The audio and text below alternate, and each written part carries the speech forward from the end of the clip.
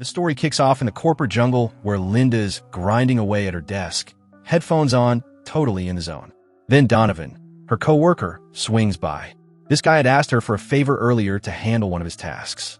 Linda, being the nice person she is, actually did his work for him. As Donovan's about to bounce with the project papers, Linda reminds him she was supposed to be included in the meeting, but Donovan shuts her down, says he's got it covered, and takes off. Meanwhile, Chase is over there chatting up his crush, and when Linda tries to join the conversation, they both basically ice her out. Linda's become the office outcast. Later, she sneaks a peek at the meeting and watches Donovan present her work as his own, literally erasing her name from everything. Back at her apartment, we find out Linda's actually into adventure. Now she's talking to her parrot about her day because she's got nobody else. She spends her evenings binge watching Survivor-type shows. Next day at work, their new boss, Bradley, introduces himself to everyone. Linda jumps at the chance to introduce herself, thinking it might help her career down the line. Turns out Bradley's kind of a germaphobe and gets weirded out by some food on Linda's face. In the office, Franklin fills Bradley in on how his dad used to run the company, and Linda was apparently a key player who handled everything, but Bradley is not impressed. He tells her to relocate within the office and hands Donovan the promotion instead. Then Donovan and Bradley are hanging out, laughing it up when River drops the bomb on Linda. Donovan got promoted because he and Bradley were college buddies. Linda's pissed and storms into Bradley's office. She confronts him about getting passed over, pointing out she's been there 7 years, while Donovan's only been around 6 months. Bradley doesn't sugarcoat it. He straight up tells her she's not executive material. He needs someone with charisma, someone who lights up a room and closes deals. He doesn't see that in her. Linda gets emotional and starts crying. Bradley throws her a bone, though. There's this Bangkok merger deal. If she can pull it off, he'll reconsider. They're flying out, and she'll be on the plane with him. Right then, Bradley's fiancé shows up. On his way out, Bradley humiliates Linda, complaining about her body odor and what she eats. Linda leaves the office in tears and sits in her car, trying to pump herself up. Next day, Bradley, Donovan, and Linda head to the airport for Bangkok. Linda's determined to nail this deal. On the plane, Donovan shows Bradley this audition video Linda made for a Survivor-type show, and they're all cracking up. Linda's got her headphones on, working away, then realizes they're laughing at her video. She's crushed and deletes the presentation file she prepared. Suddenly, the plane hits serious turbulence. Donovan's too cool to buckle up, and then all hell breaks loose. Part of the plane rips off. Donovan gets sucked out, and Linda tries to save him, but this psycho actually tries to kill her, grabbing her by the throat to take her spot. Linda grabs a fork, stabs him with it, and he gets pulled out. His tie catches on something, and he's dangling from the plane before it crashes into the ocean. Water rushes in fast. Linda unbuckles and fights her way to the surface. She floats in the open ocean overnight, and when she wakes up, she's washed up on this deserted island covered in jungle. She explores and finds Bradley knocked out with a nasty head wound and a messed up leg. Linda realizes a storm's coming and gets to work. Builds a makeshift shelter, sets up rainwater collection. All that Survivor stuff she watched is finally paying off. That night, it pours and she keeps Bradley alive. After the storm clears, Bradley comes too. Linda gives him water from the collection system she rigged up. He figures out they're the only survivors and thanks her for saving his life. Linda manages to start a fire. She handles all the survival stuff while Bradley just watches. She keeps him fed and tries to help him out. Days go by and Bradley starts bossing her around, telling her to make a signal or GPS. They get into it and he pulls the "You Work For Me" card. Linda loses it, grabs some supplies, and storms off. At first, Bradley's all whatever, but as the day goes on, reality hits. He gets scared and starts yelling for her. That night, another storm destroys the shelter, and he's completely helpless. Linda shows up the next day, and Bradley finally gets it. This isn't his office. Linda says she's spotted a boar and she's going hunting. She tracks it through the jungle when suddenly it charges from behind. She fights it off, climbs a tree, and the boar charges again, and she takes it down with a branch. Blood's everywhere. She drags it back to camp, and they feast that night.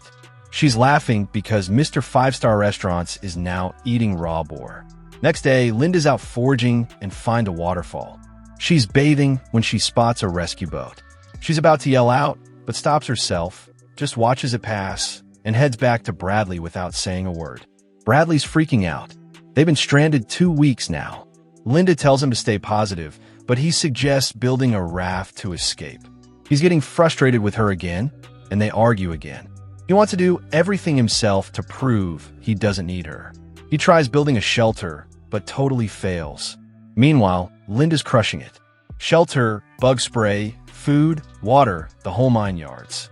Bradley's struggling hard, even eating bugs out of desperation. Finally, he crawls back to Linda, apologizes for how he treated her both here and at the office, and begs her to take him back and teach him how to survive.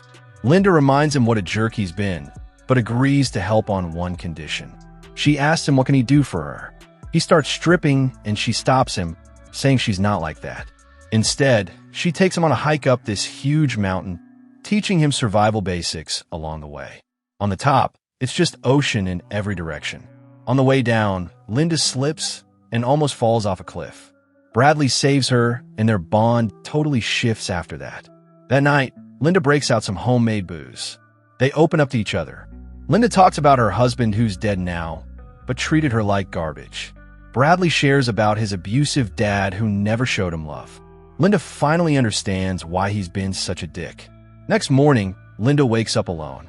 Bradley went skinny dipping, but another massive storm's rolling in and their shelter's falling apart. Bradley barely makes it back before they take cover in a cave. It's freezing in there, so they huddle together for warmth. After the storm clears, Bradley builds a new shelter since the old one got washed away. Linda's impressed, and they rebuild together. Bradley thanks her for everything and says he wants to cook a dinner. Next night, he makes this whole meal and Linda dresses up for it. But as she's eating, she gets dizzy and passes out. Bradley abandons her, grabs the raft he built, and it tries to escape alone, but a huge wave smashes the raft and he's drowning. Linda comes to, saves him, and pukes the poison food right in his face. Next day, Bradley's feeling guilty, but Linda still feeds him. She says she gets it. He's never taken orders from anyone in his life. But then Bradley can't move because Linda fed him octopus that paralyzes you. She heats up a fork and starts taking off his pants. She tells him he's living her life now just like she lived as in the office. She brings the hot fork close to his junk, but then kills a rat instead and warns him before walking away. Bradley keeps his distance for a few days after that. Then Linda's down by the shore looking for food when she hears a boat. Bradley's fiancée Zuri finds them, but Linda's not happy to see her at all. She acts weird and leads him towards Bradley. She finds out they're both part of the search party. Linda sees her chance and leads him to that cliff where she almost fell. Zuri starts to fall and Linda just watches. Doesn't help. Back at camp, Bradley notices Linda's acting weird. She just lies around on the beach, sleeping constantly. He tells her to go hunt, but she claims she's sick. Bradley spots her fork and takes off. That night, while Bradley's sleeping, Linda hears something. She sees Zuri crawling out of the water and attacks her, but it's just a nightmare and she wakes up. Next day, Bradley's out hunting when he finds Zuri's ring. He bolts back to Linda, confronts her, and shows her the ring. Linda claims Zuri fell in an accident. Bradley connects the dots.